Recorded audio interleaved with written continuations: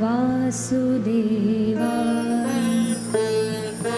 ॐ नमो भगवते वासुदेवाय। ॐ नमो भगवते वासुदेवाय।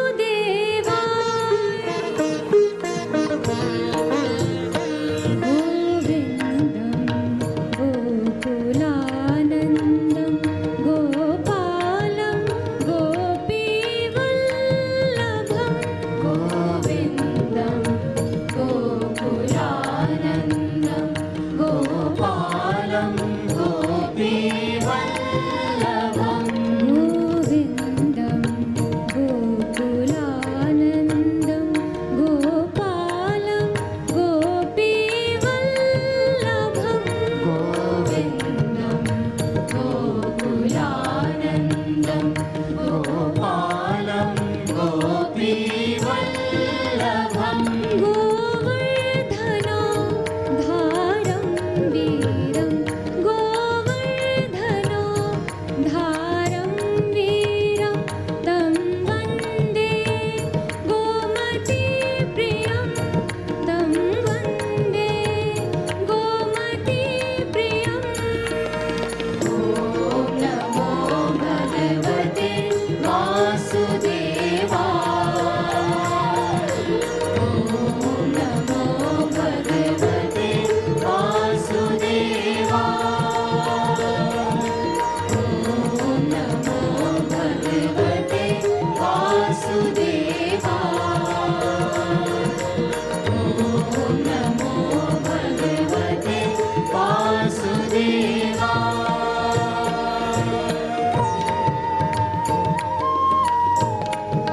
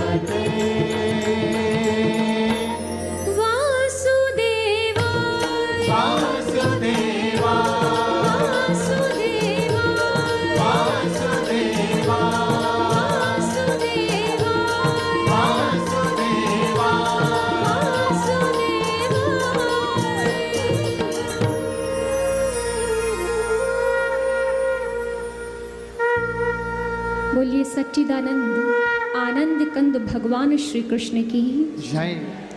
मर्यादा पुरुषोत्तम भगवान श्री राम की जय। नीलकंठ महादेव की जय। माँ दुर्गा भवानी की जय। परम पूजनीय परम श्रद्धेय सद्गुरु आशुतोष महाराज जी की जय। सच्चे दरबार की जय। We welcome you all to this enigmatic and pragmatic, beautiful evening devoted to our dearest Lord, Lord Krishna.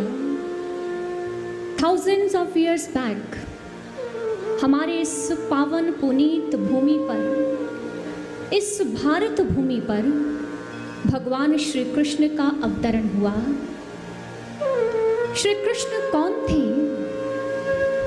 Shri Krishna क्या थे, किस उपमा से अभिवंदित करें हम उन्हें, क्या अलंकरण दे हम उन्हें। वृंदावन की निकुंज गलियों के छबीले गोपालक, या भौमासुर की कैद से 16,100 राजकुमारियों को मुक्त करते नारी उद्धारक, मन हरण सुर लहरियां छेड़ने वाले बंसी बजैया, या कालिया नाग के विष से मुक्त करते नागनथैया, ग्वाल बालों के संग नाचते कूदते शोक माखन हरैया, या मकाम धेनु का सम्मान करते उनकी सेवा करते धेनु चरैया, अधर्मी कंस और शिशुपाल के प्राण हरता यदुवीर, या फिर एक क्रांति विधायक युग पुरुष, युगांतरकारी महाभारत युद्ध के एकल नियंता, या तत्व ज्ञान की परम निर्झरणी गीता के अपूर्व स्रोत,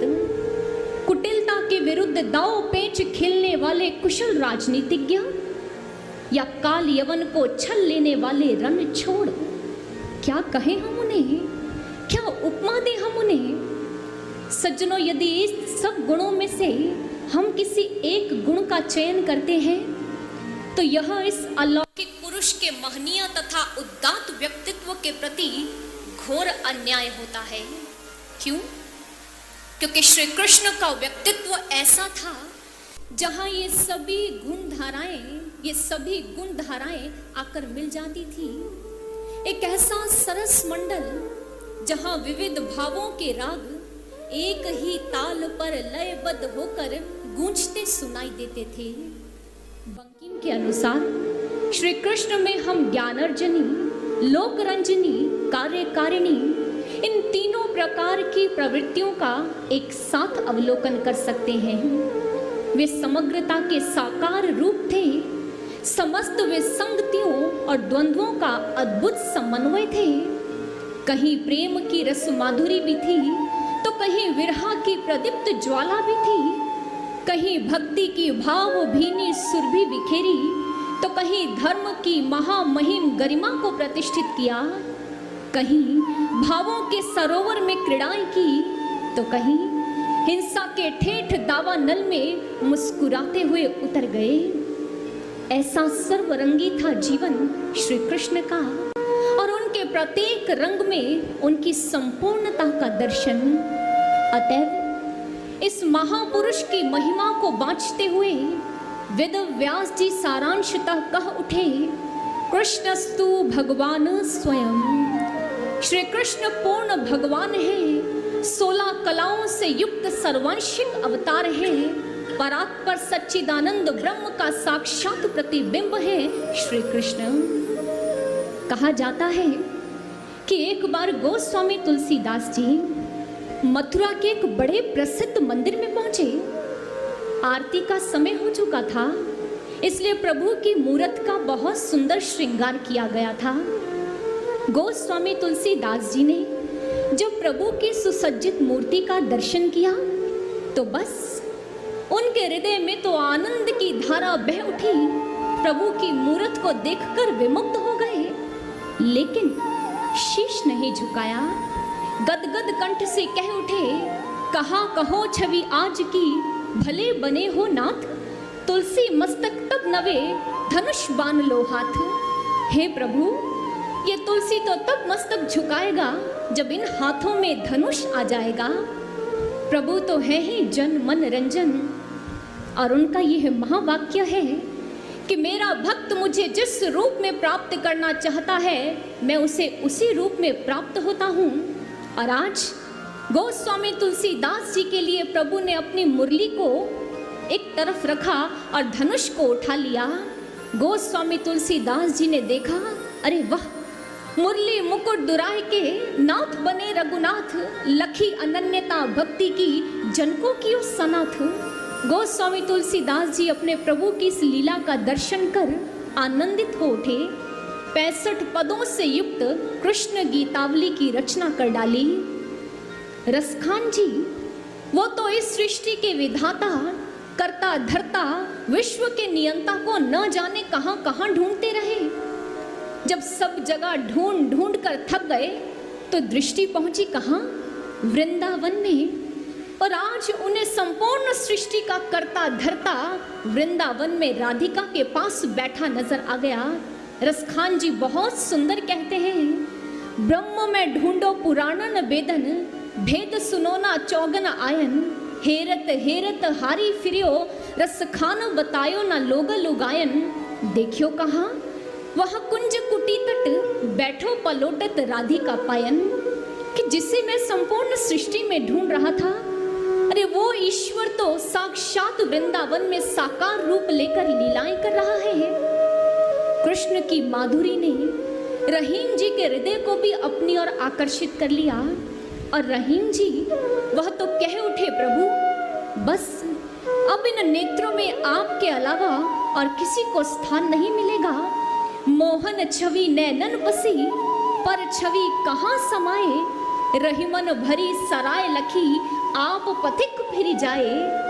कि मैंने अपने नैनों में अपने प्रभु को स्थान दे दिया है, अब यहाँ किसी और के लिए स्थान नहीं है। संत महापुरुष ऋषिगण सभी भगवान कृष्ण के आकर्षण से खींचे चले आए और अनेक वाणियों को रच दिया। इतना ही नहीं, बहुत से ऐसे कवि और कवित्रियां भी हुई हैं जिनके मन को उस पीत पट वाले ने मोहित कर लिया। पंजाब की एक कवित्री हुई है जिनका नाम है ताज।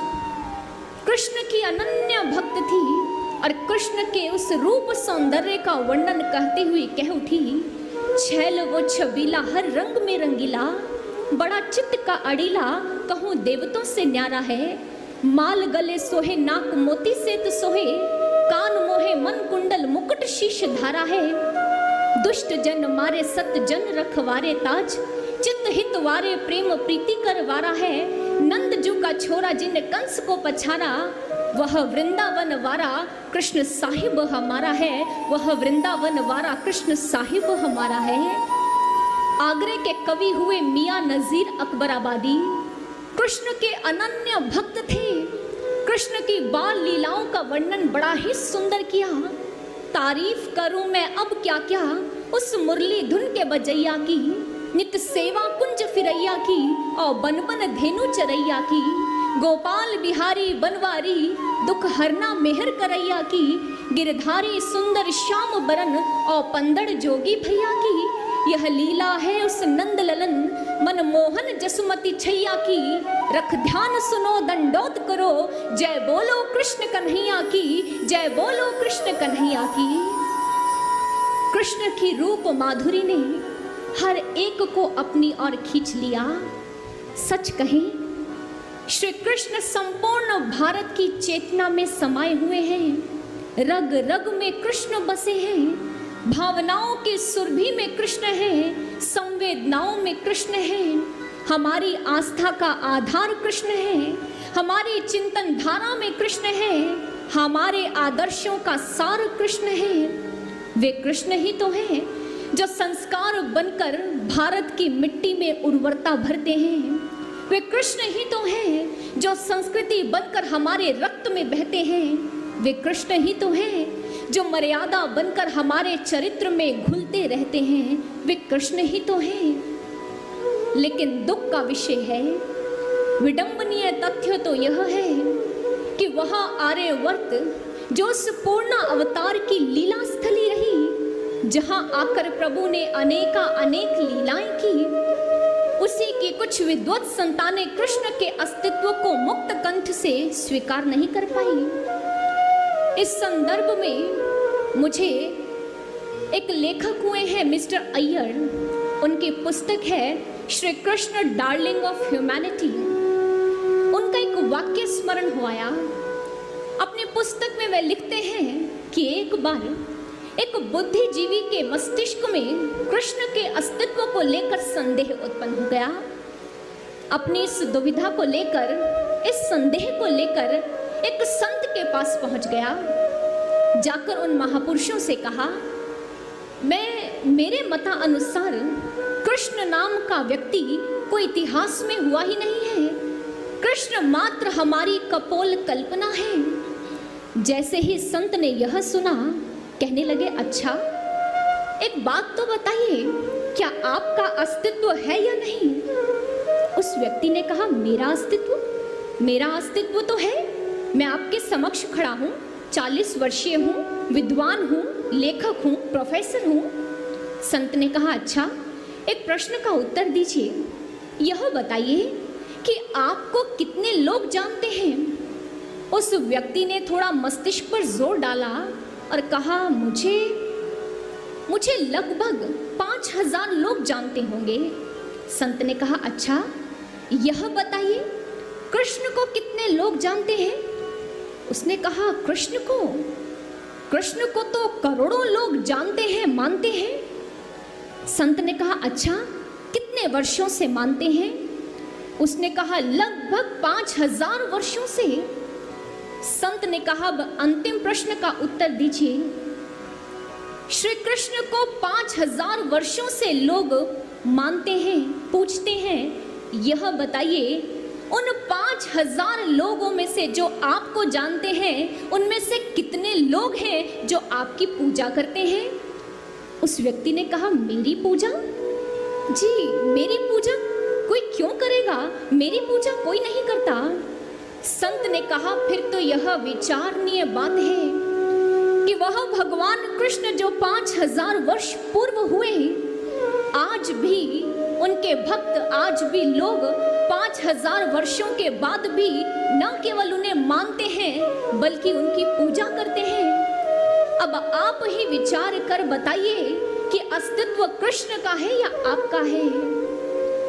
सज्जनों, यह प्रश्न केवल कृष्ण पर ही नहीं लगता, यही प्रश्न चिन्ह भगवान श्री राम पर भी लगाया जाता है और बड़ी बुलंद आवाज में कहा जाता है, ना तो कोई राम हुए और ना ही कोई राम सेतु हुआ।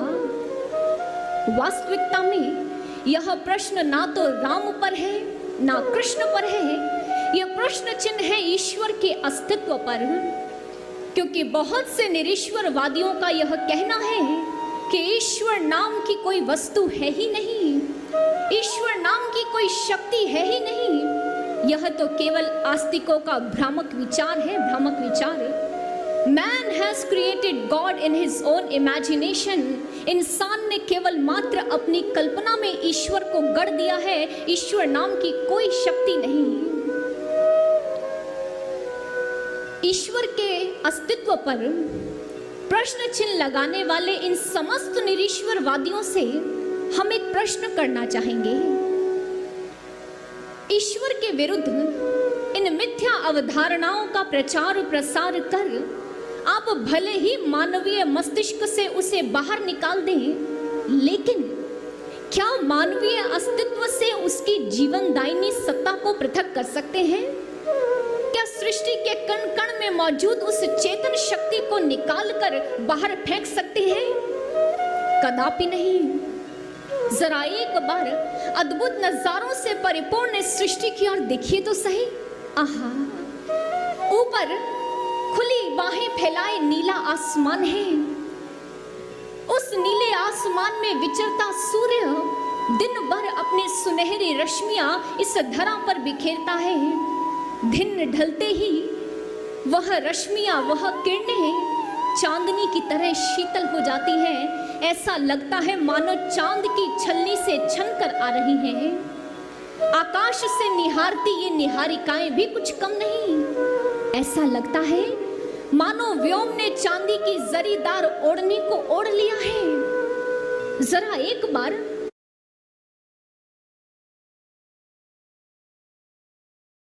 अंतरिक्ष में घूमते ग्रह और उपग्रहों की ओर देखिए। युग युगांतर से अपनी अपनी धुरी पर अपनी अपनी परिधि में परिभ्रमण कर रहे हैं। कोई किसी की कक्षा में हस्तक्षेप नहीं करता, कोई किसी से टकराता नहीं है। यहाँ तक कि एक अणु के भीतर विद्यमान इलेक्ट्रॉन भी अपनी नियत सीमा रेखा में घूम रहा है। वह कभी किसी दूसरे की कक्षा में हस्तक्षेप नहीं करता, कभी पथभ्रष्ट नहीं होता। ऋतुएं अपने क्रमानुसार आती और जाती रहती हैं। ये सारी सृष्टि एक क्रम में बंधी हुई है। अब जरा एक बार इस पृथ्वी की ओर देखिए, इस धरा की ओर देखिए। पृथ्वी और सूर्य की दूरी लगभग 9 करोड़ 30 लाख मील है। वैज्ञानिक कहते हैं, हमारे साइंटिस्ट कहते हैं